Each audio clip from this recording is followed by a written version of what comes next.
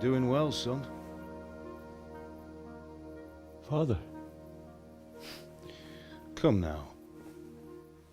You know who sired you. That doesn't matter now.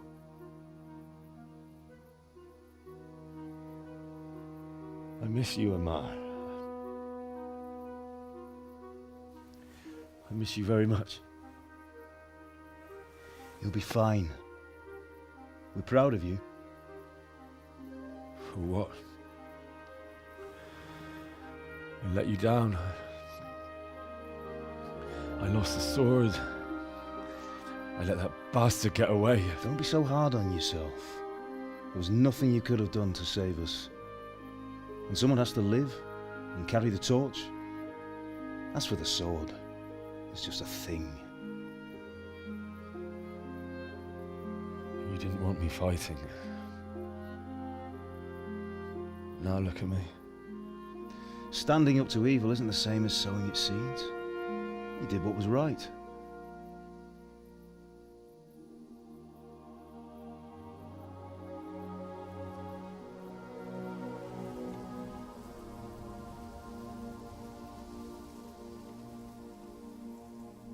I have to leave you now. Oh, please. You know I can't stay.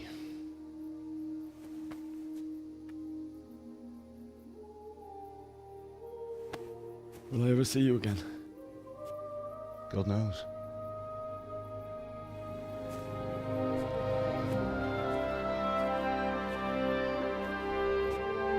Make her proud. Don't go.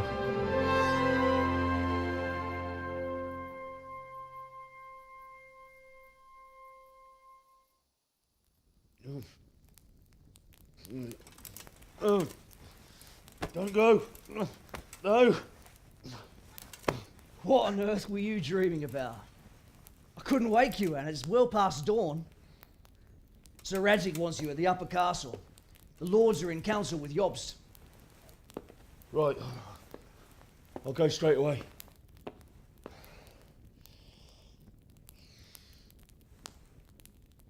What is it?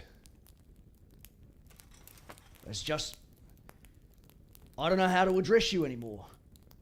All of a sudden you're Sir Radzig's son, hobnobbing with lords and ladies. And here's me, as common as muck. Oh, give over, you idiot. Do I look like a lord to you? Not really. You're as much a lord as I am a nun. And I've never looked good in a habit. Get out of here! Or I'll have you clapped in the stocks.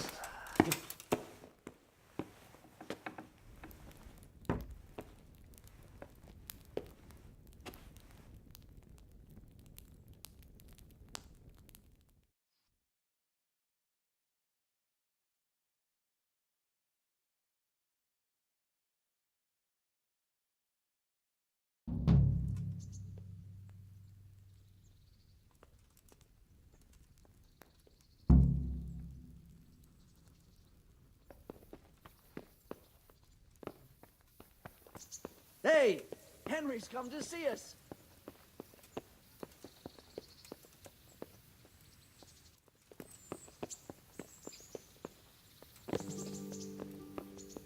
God be with you, Henry.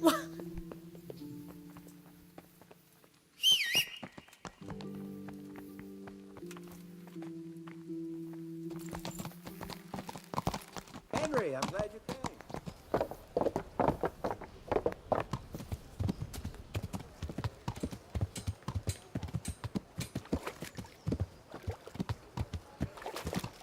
God be with you, Henry. God save you, Henry.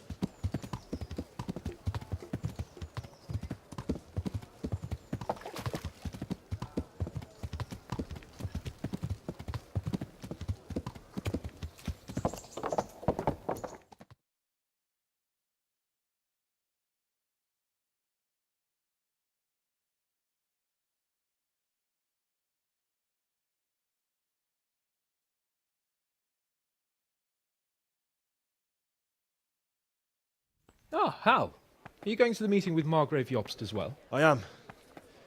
What about Istvan? I assume... That we didn't catch him? No. Because if we had, you'd be the first one to know. Have no fear. We'll get him eventually. I hope you're right. Anyway, let's go and see what Jobst wants from us.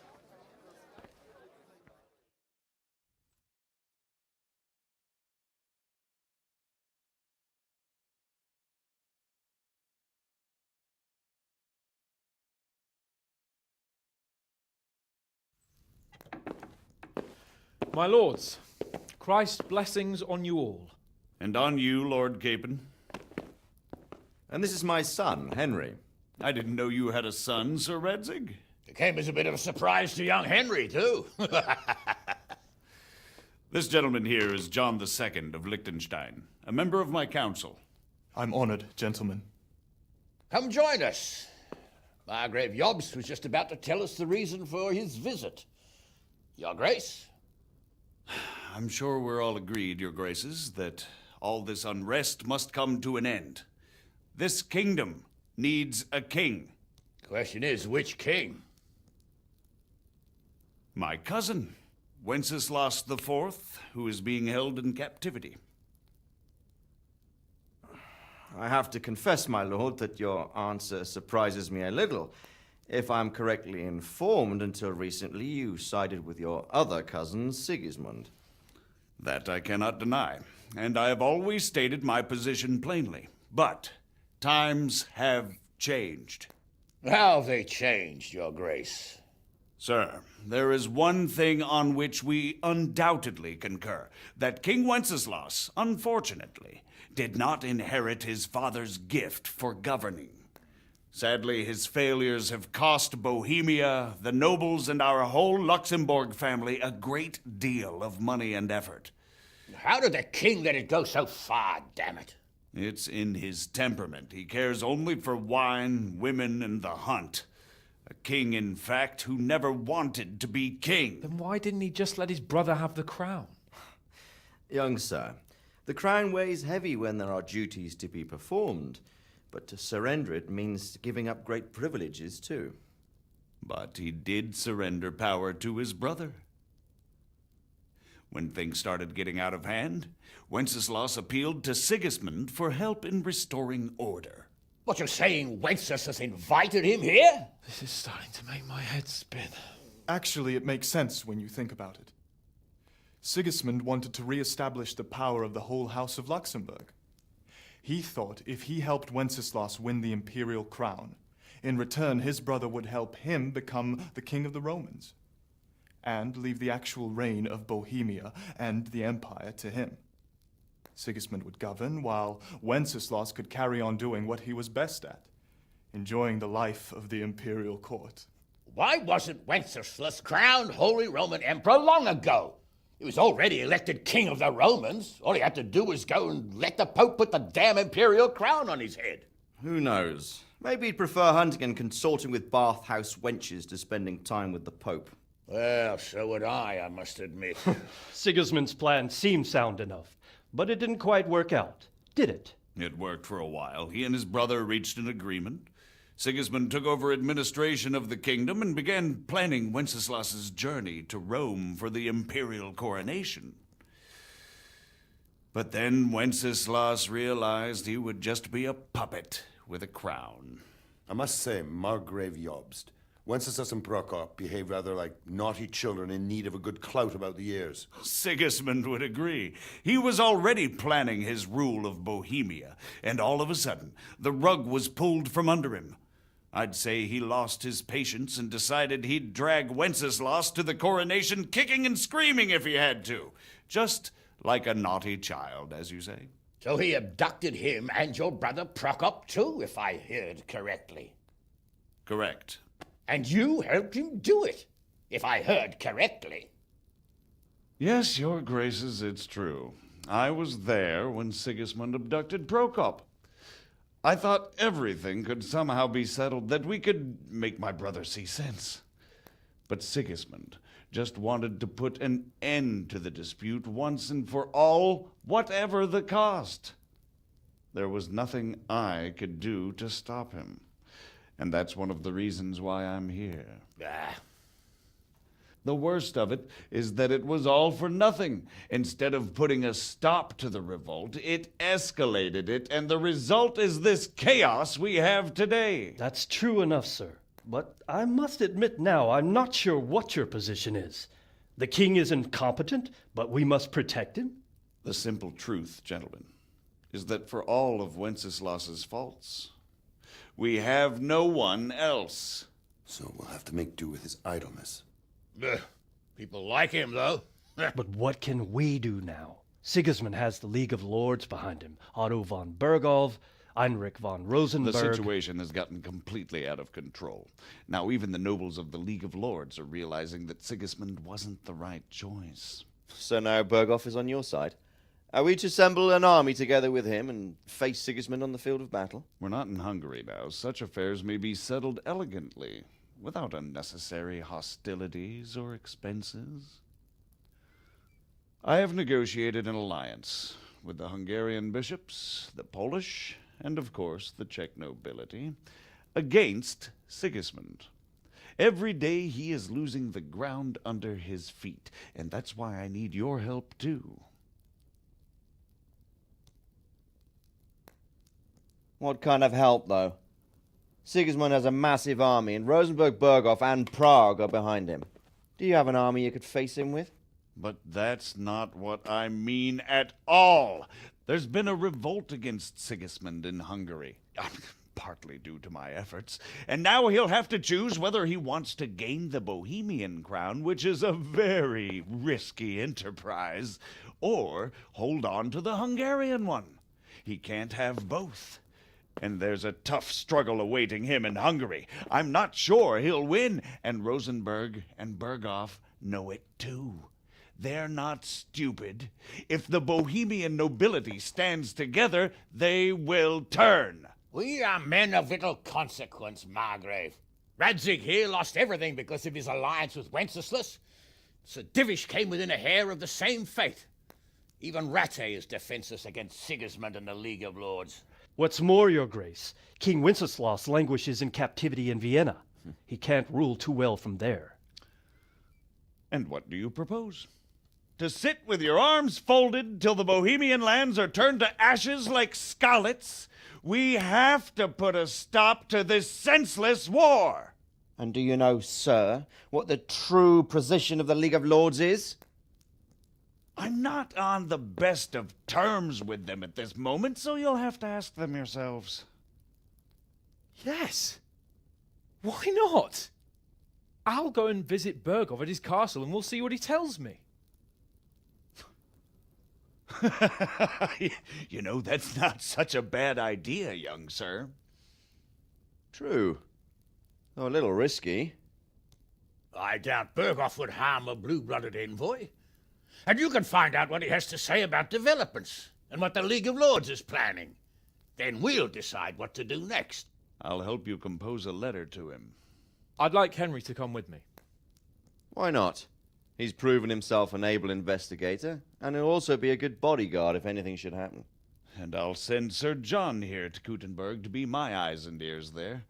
I believe both your reports will help us get a better grip on the situation. When can you set out? Just as soon as I've packed my things. Excellent. Margrave Jobst and I will draft a letter. Get ready, and we'll meet back here.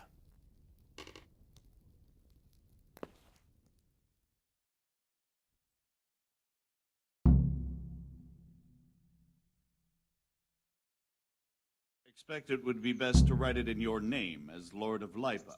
Quite so, Margrave. What exactly am I to write? Oh, what isn't really the issue. The question is how. We need to learn where they stand on liberating the king and ousting Sigismund. If they'll make trouble or join our side, But we have to ask in a way that won't leave Sir Capon being run out of the castle with a whip. Exactly. How about writing that you're concerned So, it looks like you're off on a mission. Yes, I can't wait. I don't want to dampen your spirits, my boy, but watch out. These are evil times, and who knows what can happen along the way. Not to mention that Berghof is no saint. Don't worry. I know. You've shown you can fend for yourself, but do take care. You'll be traveling as Lord Capon's bodyguard. You'll be there to make sure nothing untoward happens to him. Keep your eyes peeled and your ears wide open. What Berghoff tells you is one thing, but what you see may be quite another. Rest assured, Father. And don't get embroiled in anything else. Just hand over the letter, hear out his reply, and return. Yes. Very well. Berghoff is at Trotsky Castle. I think you'll find it quite an eye-opener. It's one of the finest castles in the land. It's 3 days' ride from here, so unless you hit a snag along the way, you'll be back soon enough. Any questions?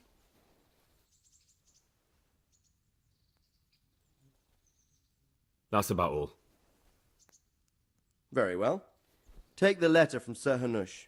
And good luck, son. So what do you think of it all, Sir Divish?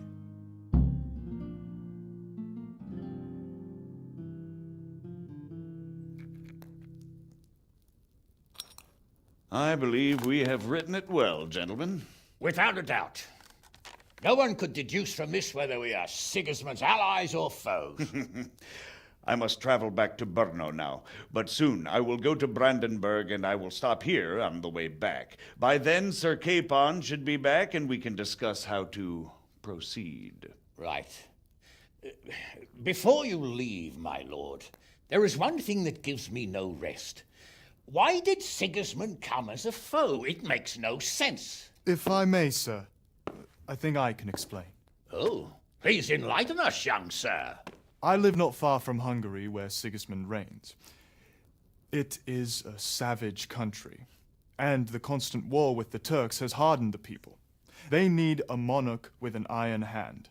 So when Sigismund felt the wind of revolt, he reacted as he would at home.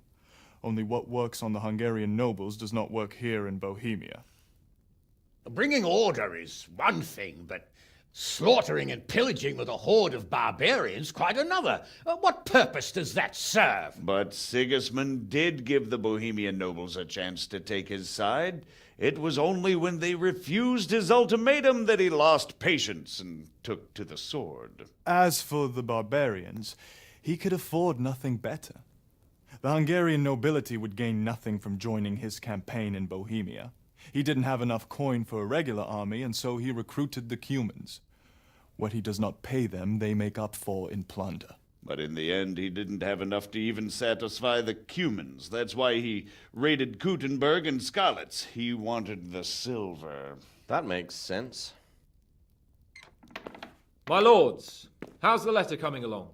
It's done. Then we can be on our way. Now remember what we said, boy. All you have to do is deliver the letter, listen to the answer, and come back here. Don't provoke Berghoff in any way. Provoke? Me? Never, Uncle. We'll be back in a few days. Farewell, your graces. Come, Henry, my men are waiting. I wish you Godspeed.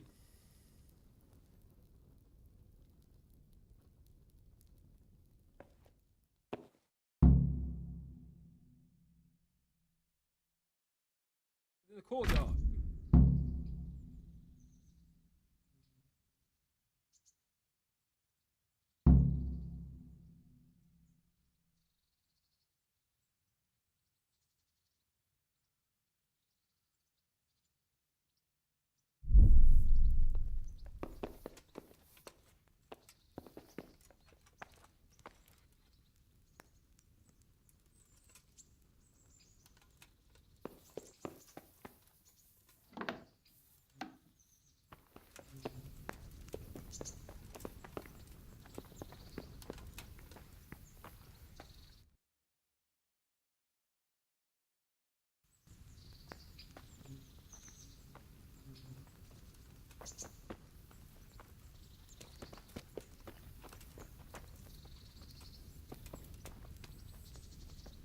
God save you, Henry. So, can we set off now, Henry? Of course. I can't wait. So, to horse! The Lord of Berghoff is bound to be waiting us eagerly. Hey, Henry's come to see us. What the hell? She only started not long ago. Always in the evening, while there's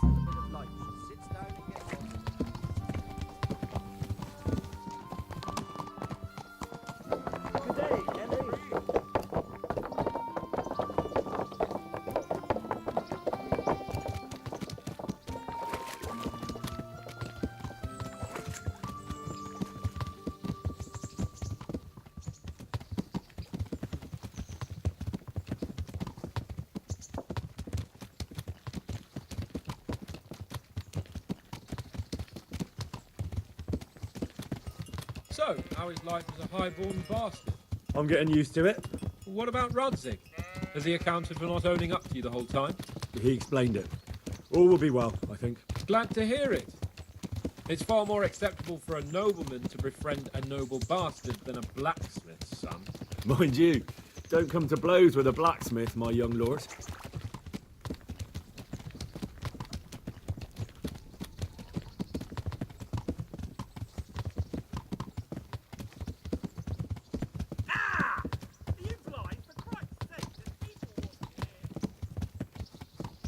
What do you think about Sir Jobst and his plan? Well, I admit all the scheming has me a little lost. I thought Sigismund was the devil, Wenceslas a martyr, those on his side the heroes, and those against him the villains. I believed we'd rescue the king and all would be well again, but now it looks a lot more complicated. Exactly. I didn't expect the noble lords to be as noble as the angels, but I hadn't expected such a sewer. They behave like children. I can't fathom how after all this backstabbing they're somehow still on speaking terms. I don't know either. Beggars belief.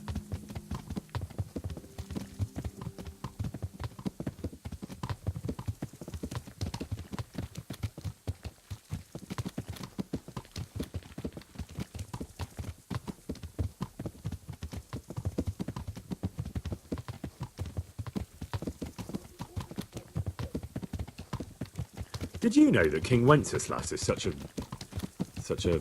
Feckless drunkard? Not really. And to be honest, I'm not sure I wanted to know. I slept better believing my fate was watched over by a wise and powerful monarch. So did I. What a dismal world when you can't keep trust in your own king. On the other hand, times were better with him here than with him gone. Isn't that the truth?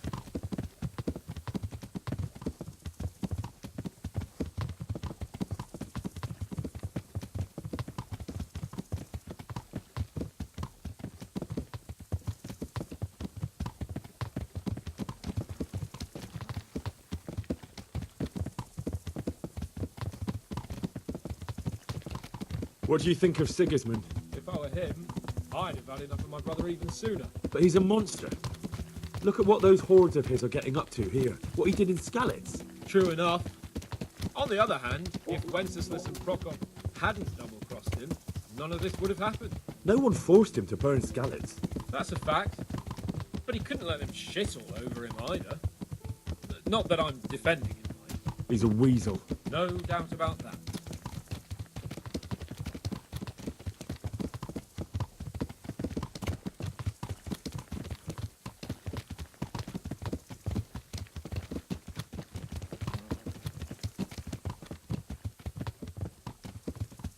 There's plenty of coin in it.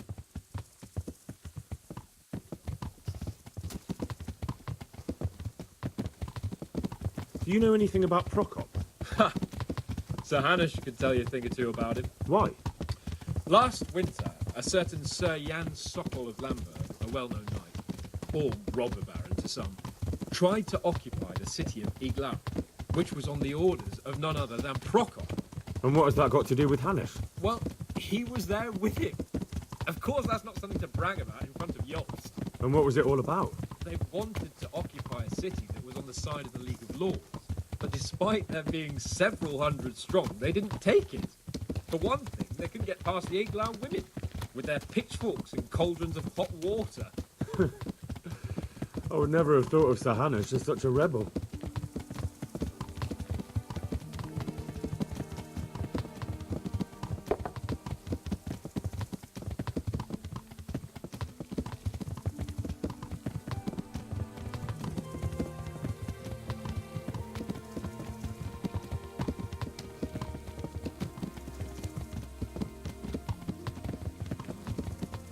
And have you heard anything about Rupert of the Palatinate? A little.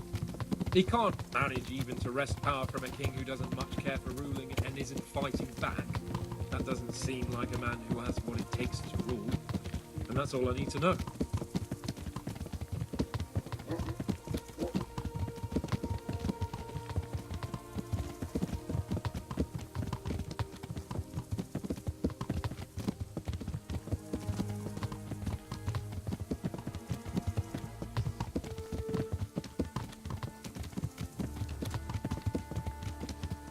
And that Berghoff we're going to see, do you know anything about him? I haven't heard much good about him, but I have a feeling that some other nobles are quite in awe of him. And his castle is apparently quite impressive. I'll be interested to see for myself.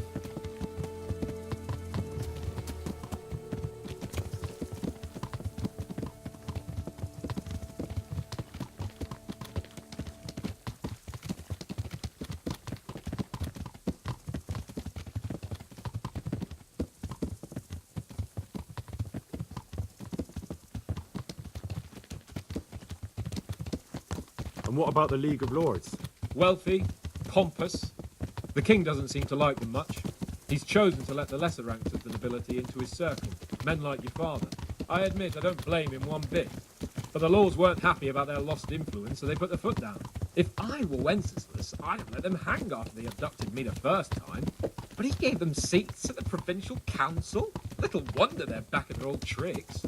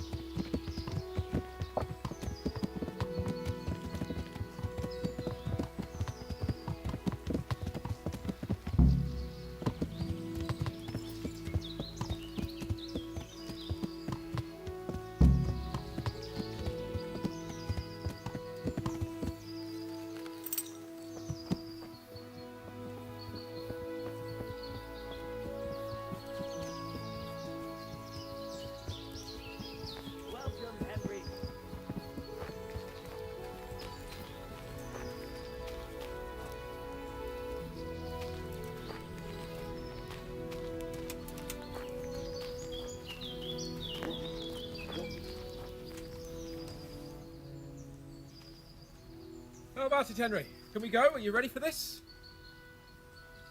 Of course. At last I'll get to see more of the country and have a bit of an outing. Quite.